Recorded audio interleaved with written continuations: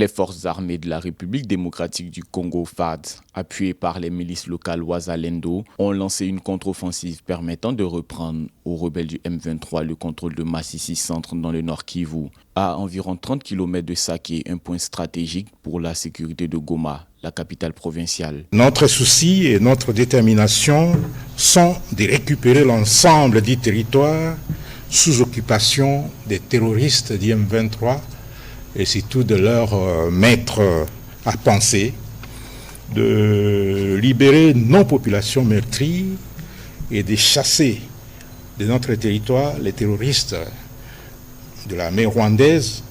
qui violent nos mères et nos sœurs, qui tuent et massacrent nos populations et qui volent et pillent nos ressources. Sur le plan diplomatique, la ministre des Affaires étrangères, Thérèse Wagner, s'est félicitée des condamnations internationales de l'offensive du M23 et des appels au retrait des militaires rwandais du territoire congolais. Un rapport des experts de l'ONU estime la présence de 3 000 à 4 000 soldats rwandais en RDC. Le ministre de la Communication, Patrice Muyaya, a averti les médias sur la couverture du conflit, annonçant le retrait des accréditations des journalistes d'Al Jazeera suite à une interview controversée d'un responsable du M23. Après le rendez-vous manqué, ou plutôt boycotté par le Rwanda du 15 décembre, nous avons vu qu'il y a eu une succession de communications claires sur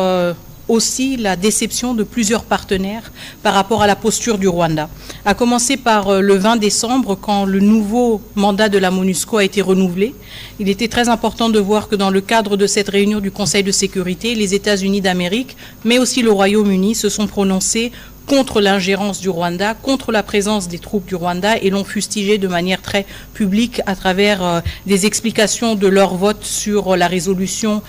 prolongeant le mandat de la MONUSCO. La communauté internationale, notamment l'Union européenne, exhorte le M23 à se retirer immédiatement et exige au Rwanda de cesser son soutien au groupe rebelle. Malgré ces pressions, les combats se prolongent, exacerbant la crise humanitaire dans l'est de la RDC, où des millions de personnes sont déplacées en raison de violences persistantes.